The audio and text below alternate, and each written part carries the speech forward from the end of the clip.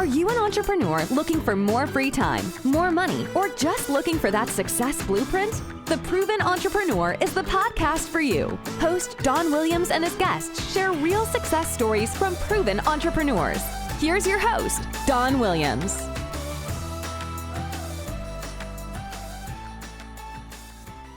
Hey, Don Williams here with today's episode of the Proven Entrepreneur Show. Now today I have maybe a double proven entrepreneur. I have Kyle Noonan with Free Range Concepts. Kyle, welcome to the show. Thanks for having me. Did you say double because I have put on a few pounds? No, I said double because of how fast you've moved through your entrepreneurial journey. Yes, it has been a whirlwind, and when people think about being an entrepreneur, you think about a lot coming at you and a lot, it's going to happen really fast, and it doesn't. But then when you look back on it, it's like, yeah, this happened pretty fast. Yeah.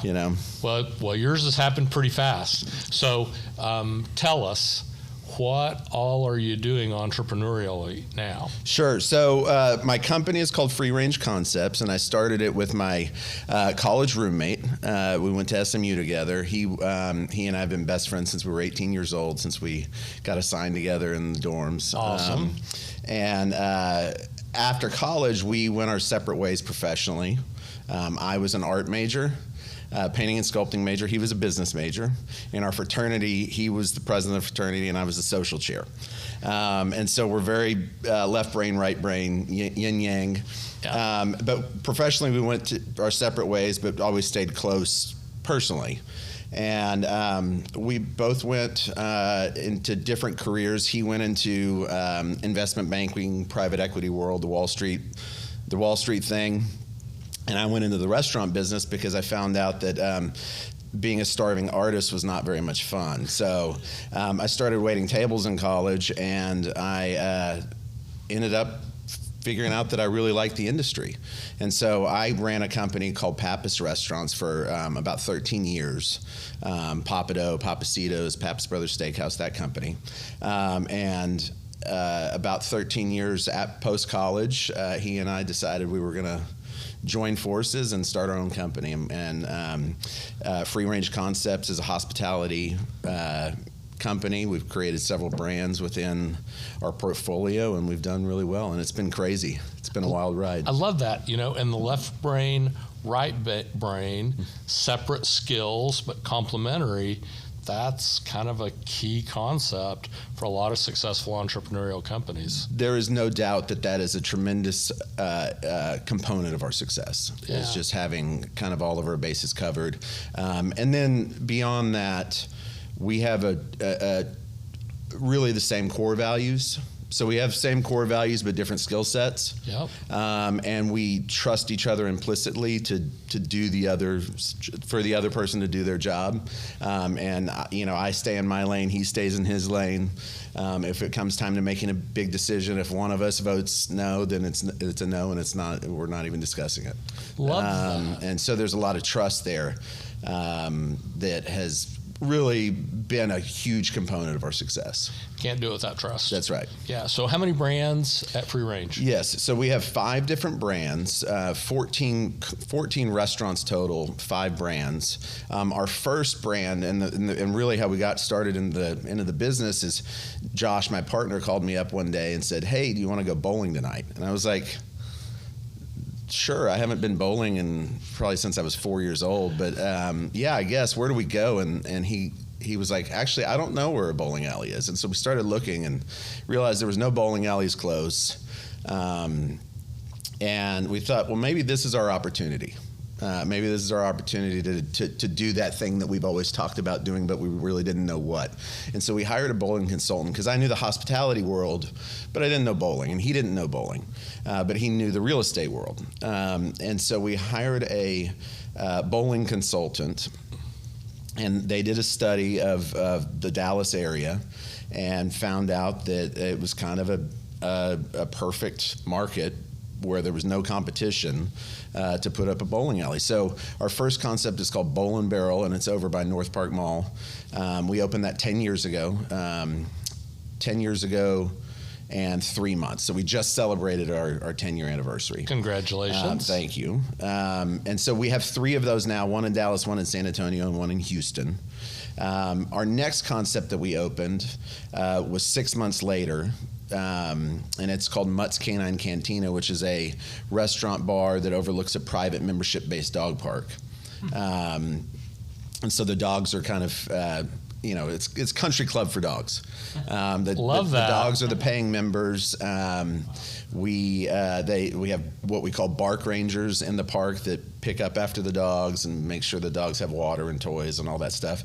And you get to sit back and drink a glass of wine or a margarita under an oak tree and watch your dog socialize.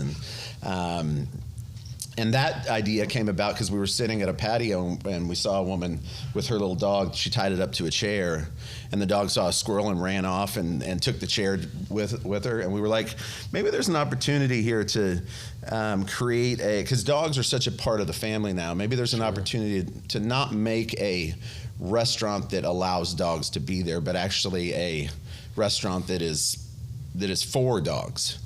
And so that's how that idea came about. And then our third concept that we opened that 3 months after Mutt's. So we're talking in a 9-month period. We went Bowl and Barrel, Mutt's, and then we opened a concept called The Rustic, which is a restaurant and bar that overlooks a 3,000 person outdoor concert venue. And all 3 locations opened to huge success, which was great. The bad thing was we were understaffed and didn't have the resources or the team built out or anything that we needed to handle the volume. So it was a challenging first year, but a good problem. But a good problem to have. And so going back to it, Mutt's, we have 3 Mutt's currently open. We're building Austin, El Paso, Denver, and Scottsdale currently. That'll all open this year.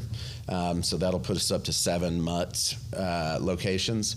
And then the Rustic, we have 4 currently. We have Dallas, San Antonio, and 2 in Houston. And then we are under construction for Scottsdale, Denver, Orlando, Charlotte, and San Diego, and then also an airport location in Houston Hobby. We're putting a Rustic in Houston Hobby Airport. Things are busy. Yes, that is true. And then our 4th concept. Sorry, I'm going on. No, but, good. I just feel like it's easier to paint a picture.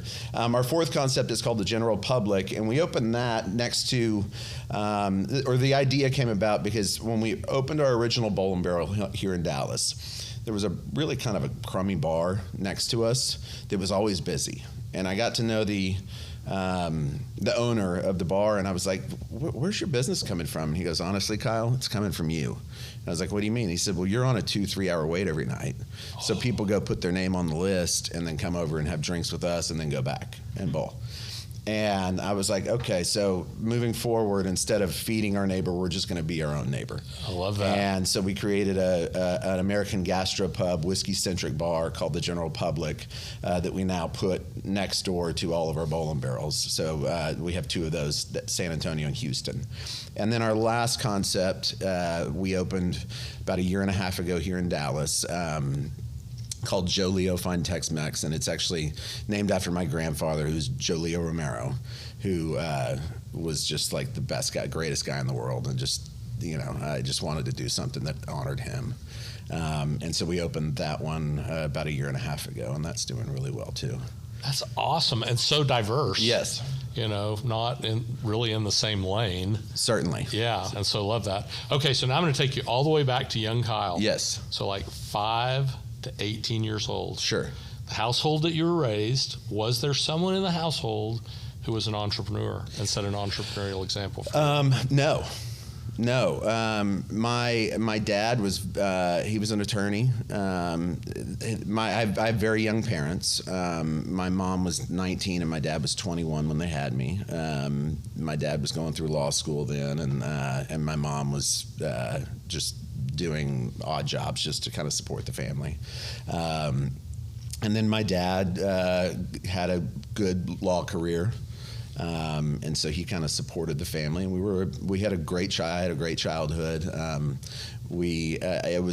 did get to see this kind of arc that my parents went on. That we started out very below me, but we didn't have money. Humble means, and then by the time I moved out of the house, my parents had made enough money to be able to afford college for me, which I didn't think was going to be the case, when I was 10 or 12. Sure.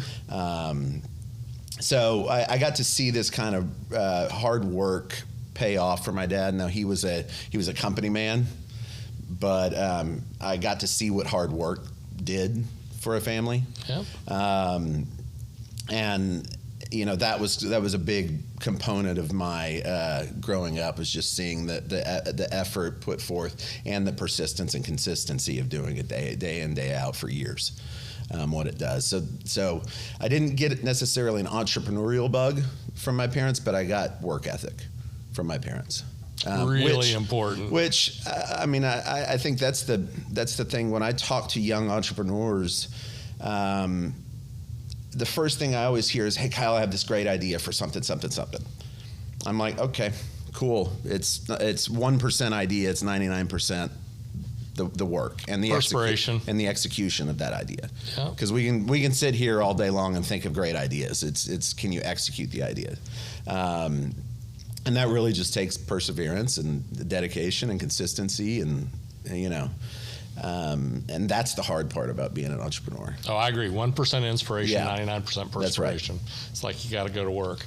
Okay, so after your childhood years, you went to college for entrepreneurship? No, I was a painting and sculpting major. Yeah, I love that. I love that. Which the fact that my parents let me do that is crazy, but yeah. But that's what I was good at, and I liked it, and I was creative. I was always a creative kid, and so I had a passion for it. It didn't really have much in the way of a career choice afterwards, so hence the restaurant business. Well, yeah, but certainly you're using your creative brain in your business. I am. Yeah. There's no doubt. And so after you graduated from university, you got a job, or you started your first company? So when I was in college, I was waiting tables for the Pappas family, Papado Seafood Kitchen, and my senior year they offered me a management position, and I was like, well, it's got to be better than waiting tables, so sure, I'll do that. And so I was a supervisor during my senior year of college, and I just stayed on with that company. And really solid restaurant chain. No doubt. And I eventually worked my way up to director of operations for the organization and ran the Papado, Pappasitos, and Steakhouse brands until I finally decided to leave. That was a pretty lofty position for a young man. It was. I was a hard worker, and I was not to brag, but I was the youngest GM in the company by far. I remember my parents were very angry at me when I was graduating, and they said, "Okay, what are you going to do?" And I said, "I think I'm going to be a restaurant manager." And they were like hell you are. You didn't go to SMU and get a $200,000 education to go be a restaurant manager. And I didn't listen to them, and I did it. And I'll never forget it was about 18 months later that they offered me a GM job of the largest Papado in Chicago, which is 3 stories, 2 kitchens, 4 bars, this big, massive property. And I called my mom, and I was like, "Mom, I got offered a job to move to Chicago, and I'm going to take it." And I told her how much they were going to be paying me, and there was a long pause. And she goes, "Kyle, I'm so glad you didn't listen to me. It took your dad 10 years of being a lawyer before he made that kind of money." Yeah. And so it was a great organization. It was a great organization. And I think being there for the time I was there gave me the skill sets that I needed to execute in the industry that we are. And I always had the creative side, back behind me. But funny story, or an interesting story about the reason why I left that company. The company's owned by two brothers, Harris and Chris Pappas. They're based out of Houston, Texas. I was still in Chicago at the time. They called me one day and said, "Hey, will you jump on a flight tomorrow and come down and have dinner with us in Houston?" I said, "Sure." So I flew down and they took me out, and I think I was 30 at the time. And they said, "Look, we want you to know you will always have a position in this organization. We love you, and you will have a great job here as long as you want it. But we know you're an ambitious young man, and this is a family company, and your last name isn't Pappas, so you're never going to own the company. We just want to be fair to you and let you know that you'll always be a well-paid employee, but you will not be more than an employee." Fine example of integrity. That's right. And so that was what really sparked my desire to be an entrepreneur. I didn't think in those terms at that point in my life. I was making good money. I had a great job. I worked for a great company. I had a young family that I was providing for. But having that conversation with them put something in me that was like, no, I do want to own the company. And they saw it before I saw it in myself, I guess, which is interesting. But well, maybe they didn't. They saw it coming. They saw, yeah. And so, I stayed with the company maybe another year or two after that, and then finally, I guess I left when I was 31. So it was probably about a year after that is when I left. Well, I love that act. Yes. That sharing. We're all in the people business. We may think we're in the restaurant business or the energy business or whatever, but we're really in the people business. And the more we take care of people, the better our businesses go. No doubt. There's no doubt. People are customers or employees. Absolutely. Or contractors, whatever. Thinking back into your entrepreneurial journey, can you share a hard lesson? So something that happened that was painful, but maybe today, looking back, it may have actually been a big positive, but at the moment it was like, man, this is going to hurt, and maybe hurt really bad. Do you have a lesson like that you can share with us? Well, this is an hour-long podcast, right? So I don't think we have. You don't have to do them all. No. You can just pick one. I would say looking back, there's the song, I think it's Garth Brooks, Thank God for Unanswered Prayers. I think that there's been so many times where we have pushed to have a deal, and we've, when we're trying to open a new project, there's a lot of chase costs up front. I mean, where you're spending legal fees, architecture fees, and I mean, you're talking it could add up to $500,000. And to spend that kind of money when you're a young company and a deal fall through at the 1 yard line. Ouch. Yeah. And that happened to us a couple times early. And all three of the deals that I can think of, now looking back, I'm so glad they didn't happen. Because they would have cost us a lot more in the long run. Because we were hungry and we were trying to just chase a deal. And we were willing to take maybe something that wasn't really quite a fit and try to make it a fit. Deal. Right. And so, I think that one of the pieces of advice that I give to young entrepreneurs is patience is such a key part of it. You want to be successful right away. And you want these, these big deals or this, the sales to start coming in or and it really doesn't happen that fast. Very rarely. And having patience, having a measured approach, being thoughtful about every move you make, but not too thoughtful. Like there is a point where you get paralysis by analysis and you kind of get stuck.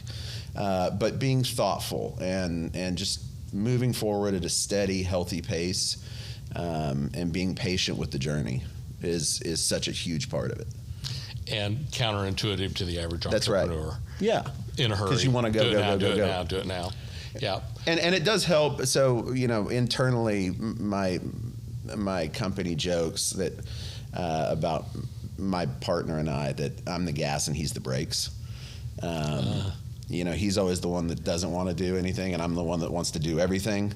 And so because of that, we do balance each other out, which helps. And, it helps to have that person that's kind of the opposite approach of you, that you are. I think it's key in most successful entrepreneurial firms is that you have that balance. That's right. Of diverse skills and diverse personalities, because we can't be good at everything. Correct. And that's what, I don't know how singular entrepreneurs are successful. That's amazing to me. Somebody that doesn't have a good partner. Yeah. Well, and there are those single entrepreneurs that wouldn't have partners. Yeah. And then there are entrepreneurs that are partners that would not go alone. Sure. Yeah. And so just kind of different strokes for different folks. So if we looked into the book of wisdom, in Kyle's book of wisdom, what's one nugget? It's a short book. I doubt that. What's one nugget you could share with us today?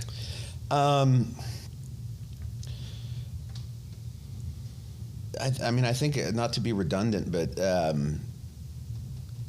I think that the idea is not that important. It's how you execute that idea.